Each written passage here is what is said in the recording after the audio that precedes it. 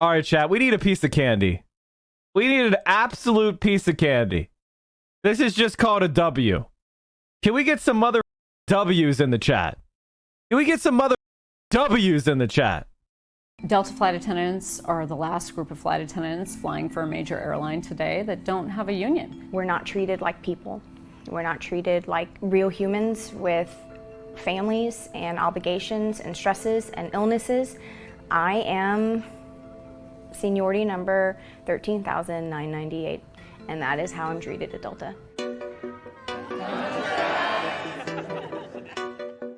Workers are stretched thin. Staffing has been cut, and we've been asked to do more than ever. Forced overtime hours, and the airline industry is no different. Going into COVID, people were working twice as long as they were prior to 9/11. In the month of March, we had the highest sales in terms of bookings of any month in our history, period. Highest ever. Highest ever. Delta is going to have a rough summer because they're severely short-staffed. The only way that the airline runs, the only way that it takes off, is by people working harder, doing more shifts, flying more hours than they ever have before. I hate reading the news and seeing some of the things that we're putting out about specifically being fully staffed for this summer. We've been getting out ahead of the staffing issue for basically the last year and a half. Our team is ready to serve. So we're well staffed for the summer. Behind the scenes, it's like, okay, I'm gonna get rerouted and flown to my off day because we're making these promises, these empty promises that I'm already used to getting to the public. When things go wrong in the operation, what that means is that oftentimes flight attendants are stranded in the airport. They can't get a hotel room. They can't get a hold of anyone in scheduling because there's no one right there in their workplace to tell them where to go or what to do or how to be safe even. So for instance, right now, I can sign in for a trip that's going to be 2 days. I am anticipating working for 2 legs, layover, work for 2 legs. Once I sign in for this trip, I am basically at the company's whim. There are no real guidelines about who gets reassigned when, who gets rerouted when. There's no transparency. We don't know how the decisions are made or when they're made. When you're planning to get home and feed the cat or pick up your kid from preschool and you're not getting home and you don't know when you are and you don't know how to tell people how to pick up the pieces of your life in the meantime, it's really hard.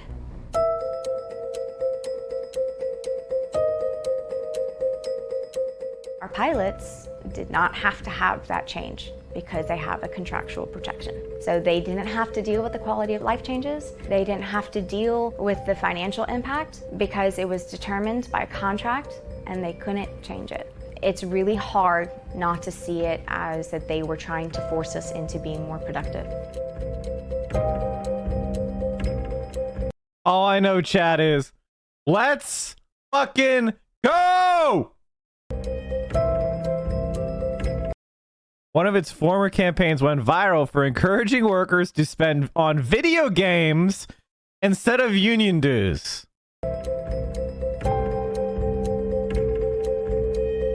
Union dues cost around $700 a year. A new video game system with the latest hits sounds like fun.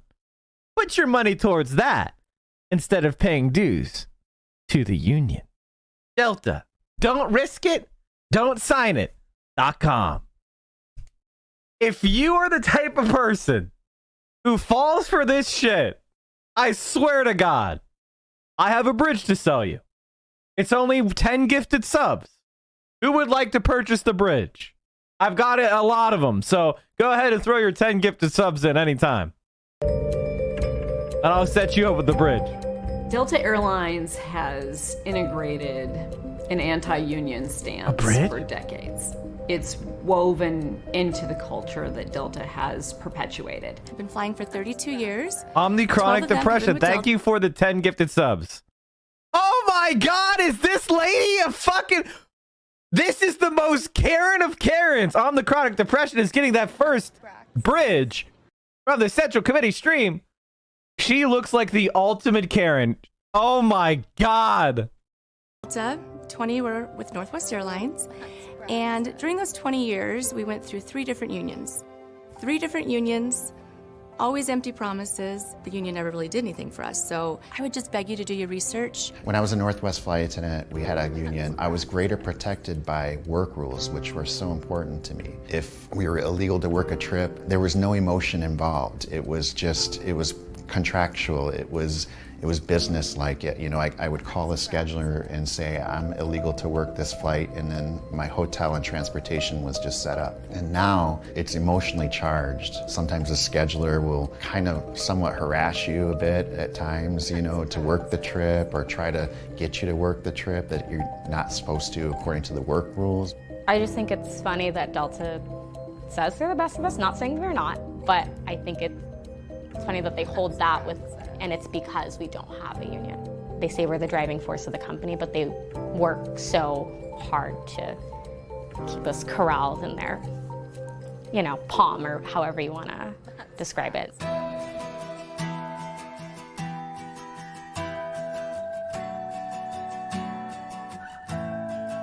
Delta flight attendants lost their last union election in 2010 by approximately 300 votes. Oh boy. Oh boy. Let's fucking go. This one is not going to be close.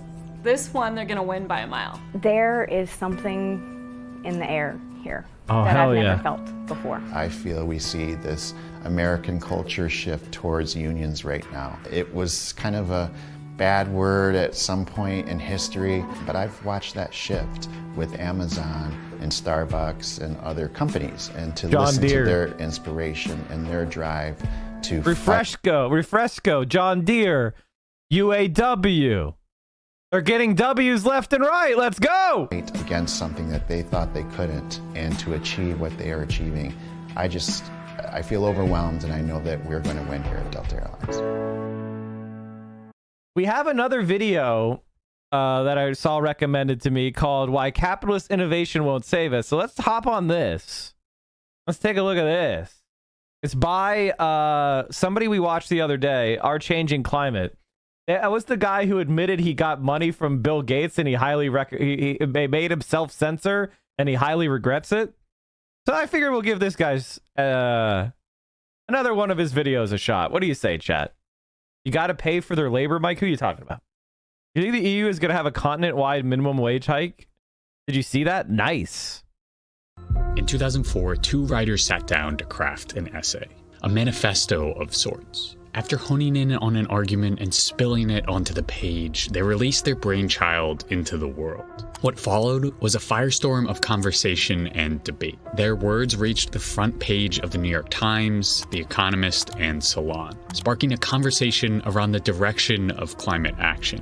The essay, provocatively titled The Death of Environmentalism, outlined the beginnings of a burgeoning line of thought among some environmentalists. We'll One have to that we might proposed watch that technological YDSA thing innovation in a and bit. How long hyper-urbanization was as it? the most effective solution to curbing greenhouse gas emissions. Since 2004, this ideology has seeped into mainstream climate action and is crystallized under the term eco-modernism. Today, we're going to dive deep into the arguments of eco-modernism and reveal why the solutions it proposes are not adequate for the crises we face, and might actually lock in dangerous industrial emissions and extraction for decades to come. This video is sponsored by CuriosityStream, which now comes with Nebula agendas under the climate. CuriosityStream, which now comes with Nebula for free when you sign up using the link in the description. Right before they wrote Death of Environmentalism, authors Ted Nordhaus and Michael Schellenberger founded the Breakthrough Institute in 2003, a California-based think tank that has driven eco-modernism to prominence. Although essays forming the outlines of the eco-modernist philosophy can be found as early as the 1990s, it wasn't until 2015 that thought leaders from the Breakthrough Institute and other think tanks clearly laid out the contours of their ideology in the eco-modernist manifesto. In this piece, the authors assert that eco-modernism can remedy the climate crisis through the advancement of technologies that divorce our lifestyles from emissions and any environmental impact while still maintaining economic growth. So, obviously, you have to do this. I mean, clearly, even if we believed in like we don't feel like we could do infinite growth, even if that we all agree on that, which we're going to leave that aside for a second, we need to be able to build. We don't have enough housing in the world for all the people.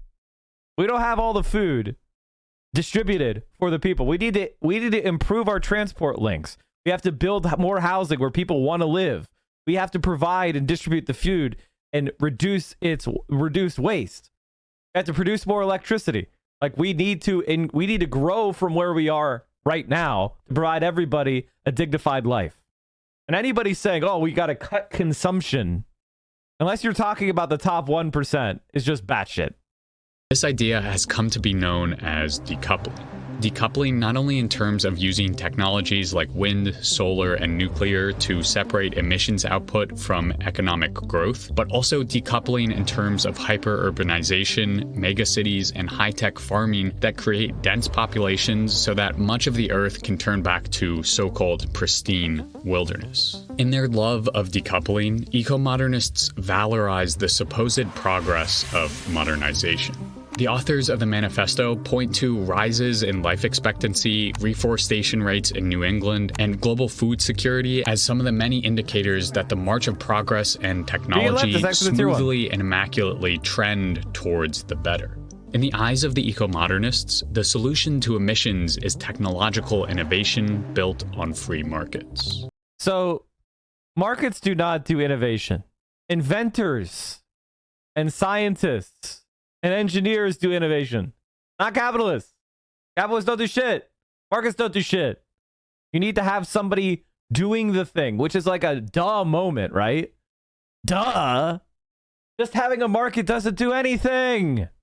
Which, if we look at the history of modernization theory, has always been neoliberal capitalism's answer to the threat of communism. As we'll soon see, however, eco-modernism is not only unfeasible, but also its philosophy is built on ahistorical and shaky foundations that reveal a reluctance to face the reality of a highly unequal and environmentally devastated world under capitalism. Brogdon. Bro. In the eyes of eco-modernists and modernization theory in general, the history of progress... What you could say is, like, I think that the Unabomber should pay restitutions to his victims.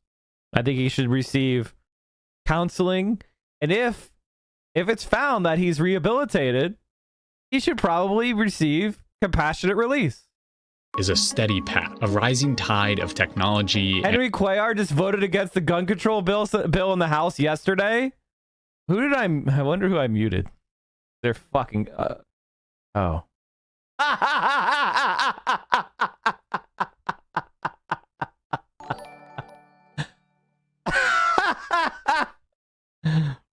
Yeah. Yeah, dude, get off Twitter, man. And increased well-being that lifts all ships. In their manifesto, the eco-modernist authors write that humanity has flourished over the past 2 centuries. Citing average life expectancy has increased from 30 to 70 years, civil liberties have expanded globally, and even women's liberation has taken root in many countries. According to modernists, these advancements didn't arise from revolutionary pressure from below, but instead from the introduction of new technologies that alleviated individuals from their hardships. It's a rose-tinted ahistorical vision that edits out the reality of abrupt revolutionary ruptures in history that actually caused change, and replaces them with an idea that the slow march of technology over the last 2 centuries has brought peace and prosperity to all. Which is self-evidently stupid. The subtext of this theory is that free market capitalism enables these advancements to flourish. But all is not as rosy as eco-modernism would like us to believe.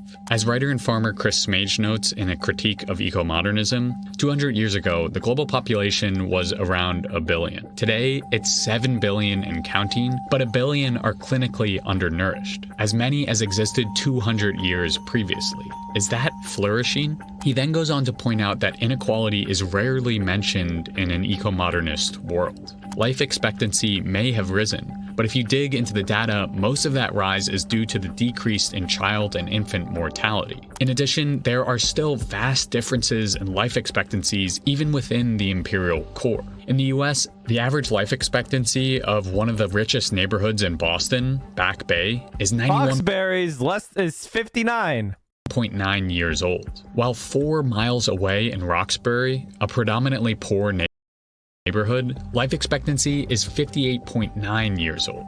Modernization has lifted some ships and left others to drown. Because modernization, with its reliance on technological innovation and the relentless churn of capitalism, needs to push on the throats of the many in order for the few to enjoy the fruits of so-called progress. Our shirts are cheap because of certain technological advancements, yes.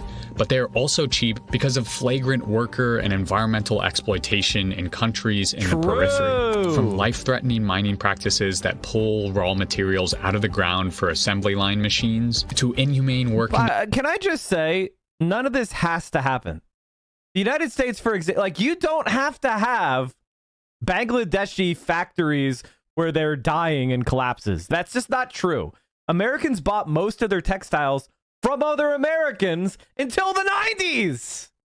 Neoliberalism just ramped up the exploitation so they could increase their profits. But you don't need to brutalize people in order to own shirts. It just increases the profits for the few. Conditions in sweatshops, all the way back to the genesis of settler colonialism and chattel slavery, the road to progress is far from pristine. It's built on a foundation of inequality and unequal exchange. Modernization is not the force for good that eco-modernists want to believe it is. Yet on this shaky foundation, they argue for the environmentally dubious idea of decoupling that could mean locking in catastrophic climate change for decades if we are not careful. While eco-modernists praise the technological advancements of the last 2 centuries as saviors from the dark ages of primitivism, they also recognize the toll that mechanization, fossil fuels, synthetic fertilizers, and other inventions have had on the environment. The solution for an eco-modernist, however, is not to recognize the destructive underside of the march of technologies, consumption, capitalism, or intensification, but instead to do more of the same, but better. This is a fundamental tenet of eco-modernist thought.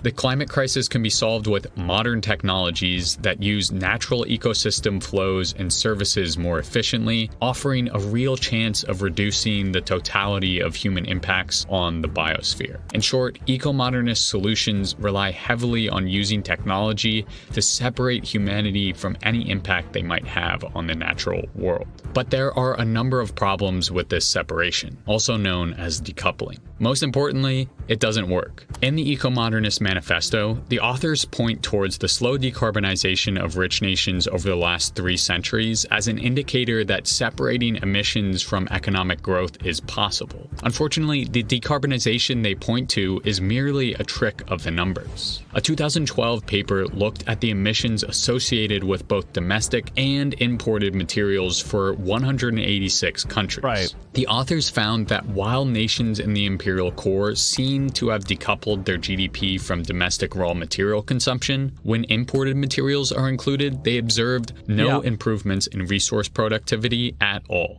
This means that the decarbonization that eco-modernists point to is just another product of unequal exchange. The imperial core are dumping their ecological burden on the periphery in the form of factories and extraction, and then claiming they're doing good. In addition, the technologies that eco-modernists propose as tools to achieve decoupling have still yet to be tested in the real world.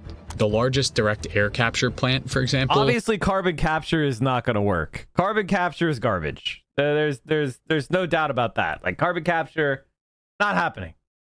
Only sucks up the equivalent of 790 passenger cars worth of CO2 every year, while next-generation nuclear power is still just an idea yet to be tested. But eco-modernism also champions... okay, those are really weak criticisms.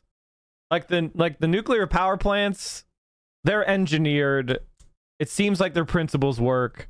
Maybe, they wouldn't work. Who knows? It could be unforeseen problems. But I actually don't think that's a very good argument. The carbon capture shit doesn't work. We know that for a fact. What we do know is that most carbon capture technology, they want to use for increased exploitation of they want to basically shoot the carbon dioxide down into the ground so that they can use it to extract tight oil and natural gas. So it's just a way of increasing extraction. It's not a real fucking transition. I guess you could say that I don't consider myself an eco-modernist. I think of myself as an eco-realist. And one of those things that I'm realist about is we need to use technology, and that human consumption is based on how the systems are structured, and we definitely need to change those systems, but they're not going to be changed by markets. They have to be changed by plans, by government and state action and compulsion and enforcement. It's not happening from the market. Another form of decoupling, one that seeks to separate humanity from nature itself. This is exemplified in their ideas for megacities and agricultural intensification. According to eco-modernists, both the mechanization of farming and creating dense cities means less impact on the land while still maintaining similar food production and quality of life. But the reality is that industrialized farming uses more land for each yield than small-scale agriculture, which, by the way, has an added bonus of connecting people with the land so they actually care about it. Even vertical farming requires extensive electricity to power, which is unfeasible in an era when we need to be sharply decreasing electricity demand. I mean, that's not happening. That's not happening. That's not happening. There's absolutely no shot we're decreasing energy demand. What we have to do is get energy from non-carbon sources. If you're like, we're going to reduce our energy demand, no fucking shot. No fucking shot. In fact, we probably will have more electricity demand because we're taking stuff that is currently based on thermal energy, like directly burning to heat something, and changing it to electric resistant heater. So that means that electricity demand will actually be going up. So there's no shot we're reducing electricity demand as a civilization. In fact, we need to be expanding electricity production. So I don't know about this one, buddy, because if this is actually what you propose, I can tell you it's not happening. As for megacities, the dream is that cities are more efficient, which in some respects they are. But once they grow too large, their efficiency drops. According to one analysis of material flows in megacities, the 7% of the world's population living in megacities consumes 9% of its electricity and 10% of its petrol, and produces nearly 13% of the world's waste. Isn't that just because they're in massively rich countries? That's actually pretty good if you compare with how rich people typically consume. If they're in, most of the megacities are like highly developed populations of people with highly developed industrialized places. It seems to me that just producing a little bit more than their share of the population is actually a good sign, not a bad sign. I don't know, man. Again, this argument seems bad to me. In short, decoupling from the land will not only not work, but it will divorce us from a world that grounds us, makes us happy, and gives us life. Ultimately, eco-modernism... The natural world is essential to our well-being. This sounds to me like bullshit. In the sense that I don't need to go into wilderness where animal preserves are and pollute it with my fucking backpack. I could go to a park. I can go to a place where it is designed for humans to get that fix of green contact or whatever, seeing leafy trees, you know, something like Central Park. I don't need to go out to fucking Yellowstone. Yellowstone should be preserved. So yes, I guess I agree that we need to see growing things, but where we go is more important. And if we need to set aside more of the earth, return to unspoiled wilderness, let's fucking do it. I need to go out in the woods and shit, fine, but you have to understand that there's going to have to be restrictions on that. Ultimately, eco-modernism presents technological pipe dreams wrapped in myths of decoupling and modernization. If we are serious about climate change, if we are serious about action, eco-modernism is not the path forward. Eco-modernist thought is a specter that pervades both right and left climate action. If left unchecked, an eco-modernist climate plan could mean the locking in of capitalist inequality and imperialist agendas under the guise of technological progress. Holding out for untested technologies like direct carbon capture and thorium reactors, instead of focusing on degrowth in sectors like the military and fossil fuels, could mean that 40 years down the road, we will be in an even worse position than we are right now.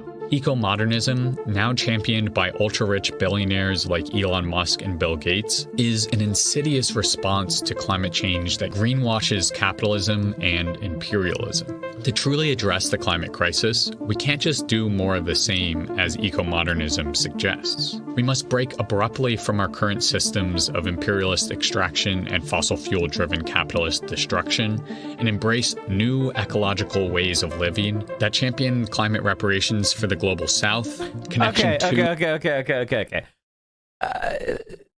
I 100% agree with this in the sense that we have to provide for green development for the developing world because that's fucking obvious, or else they're not going to accept it.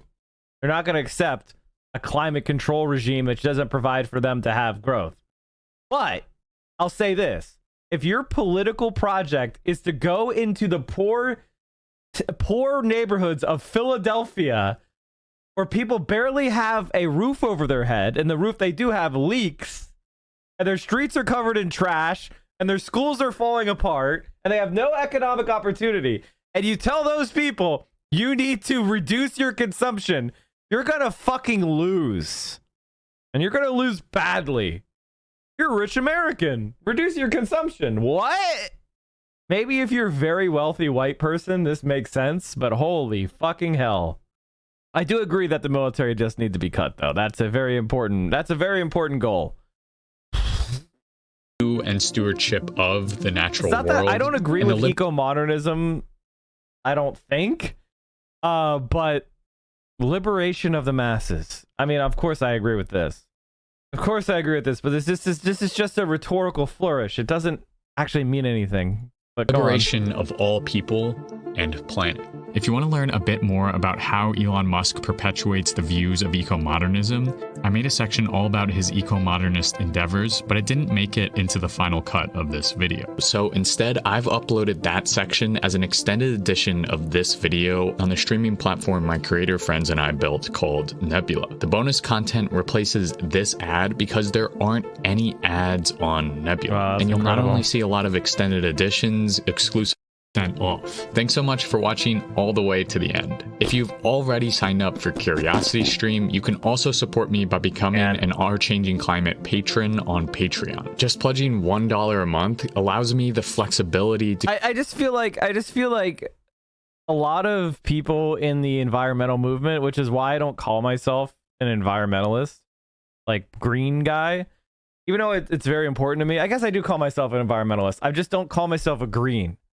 Because I care about human beings and the working class, and it's odd whenever I hear white people lecturing others about consumption and like, we've got to do this, we've got to like reduce electricity use, and it's like, what? That's not happening. Like, everyone has an opinion, but who is doing the work? Fucking scientists and engineers like me who get buried in government shit this video gives no fucking context or for solution for. I mean, personally, I agree with that. Are you watching the stream unsubbed? You're making income inequality worse. You are doing anti-praxis. We are the only Twitch stream that will not accept scam advertisers, and I will never fuck you over by selling you crap.